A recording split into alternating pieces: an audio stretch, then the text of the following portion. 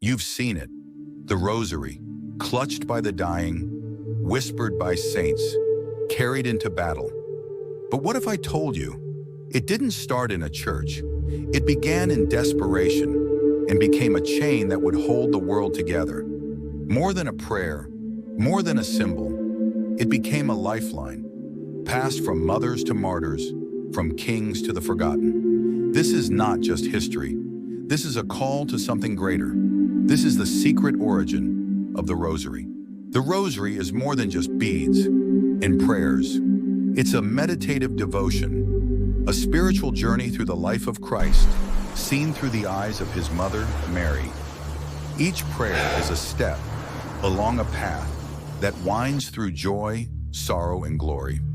It is not simply repetition, it is rhythm, a heartbeat of faith that draws us deeper into the mysteries of salvation. A standard rosary has 5 decades. Each decade contains 1 Our Father, 10 Hail Marys, and 1 Glory Be. But more than structure, it's a lens, a way of contemplating the gospel, with Mary, who pondered these things in her heart. With each decade, you meditate on a mystery, events from the lives of Jesus and Mary, the Annunciation, the crucifixion, the resurrection. These aren't just stories as they're encounters, moments that shape how we love, suffer, trust, and hope. The Rosary is scripture on the tongue and transformation in the soul. Today, it's a symbol of Catholic identity, carried in pockets, tucked in cars, held by the dying, and prayed by millions. And it's not just personal, it's communal. Every rosary prayed is a thread woven into a larger tapestry of grace. Do you pray the Rosary regularly? Drop a prayer emoji in the comments if you do, or tell us where you like to pray it most.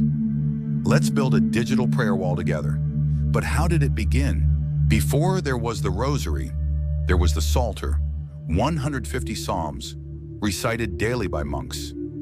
In the quiet stillness of stone cloisters, these sacred hymns were whispered, chanted, memorized. For centuries, the Psalter was the heartbeat of monastic life, a liturgical offering from dawn until dusk. But most lay people couldn't read. Latin was foreign, books were rare, and life was hard. So they improvised. They desired what the monks had, a way to live in constant prayer. They began praying 150 Our Fathers, mirroring the 150 Psalms, offering their own echo to the prayers of the Church. To keep count, they used pebbles dropped into bowls, ropes tied with knots, strings threaded with beads. These weren't decorative. They were practical. They were sacred. What emerged wasn't a formal devotion yet, but it was real. It was grassroots. It was a longing for communion with God in the only way they knew how. Have you or your family ever used handmade rosaries or prayer ropes? Share your story below. Tag someone who's made you a rosary or taught you how to pray. This was the spiritual foundation. Simplicity, repetition, devotion. It wasn't the rosary yet, but the seeds had been sown and they were about to bloom. Enter Saint Dominic, founder of the Dominican order. In the early 13th century, heresy was spreading fast. The Albigensians rejected Christ's humanity and denied the sacraments. Preachers were met with ridicule or worse. Whole communities were slipping into spiritual darkness. Dominic tried reason, he tried persuasion, but nothing worked. So he turned to the one weapon left, prayer. One night, while deep in prayer and fasting, Mary appeared to him, radiant, tender, holding a garland of roses, a rosary. She didn't offer a debate tactic. She offered her son through the prayer of her Psalter. Preach my Psalter, she said, if you want to win hardened hearts. Dominic did, and hearts opened. Villages that once mocked, now listened. People began praying, healing followed. Families reconciled, belief returned. This wasn't just a tool for monks anymore.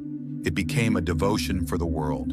The rosary was spreading in chapels and courtyards, at hearths and in harvest fields. The Dominicans carried it with them like fire, and Europe was set ablaze with prayer. Have you ever felt prayer soften a hardened heart, your own or someone else's? Tell us below. There is power in testimony. Even today, the truth of that moment echoes. The Rosary is a weapon of grace, a rope to pull people out of the dark, and it was just the beginning. 2 centuries later, the flame was still burning, but it was flickering. Enter Alain de la Roche, a Dominican priest with a heart on fire for the Rosary. He saw the devotion being forgotten, misunderstood, neglected, so he revived it.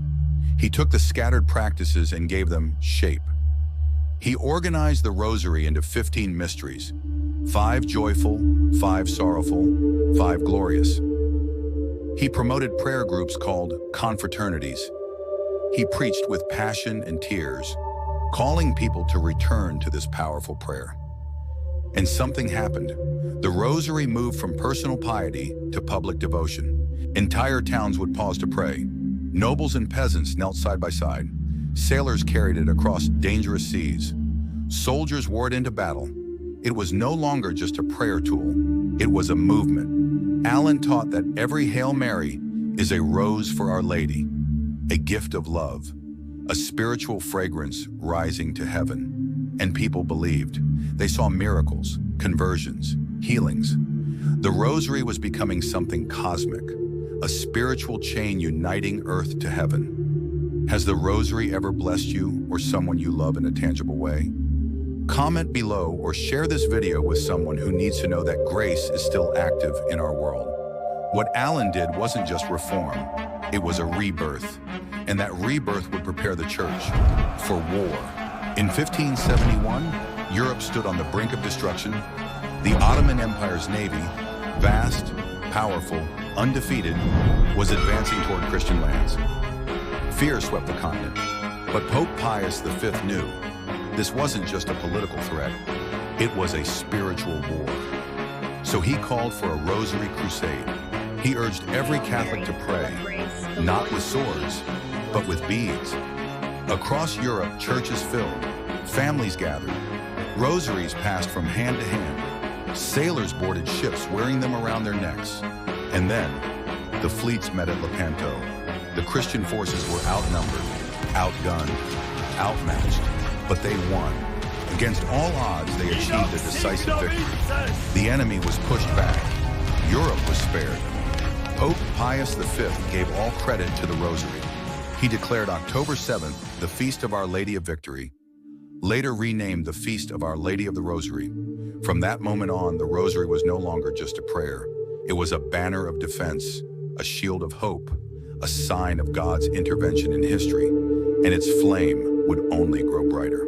Centuries later, in a humble village called Fatima, 3 shepherd children would witness the Queen of Heaven again, and her message, pray the Rosary every day.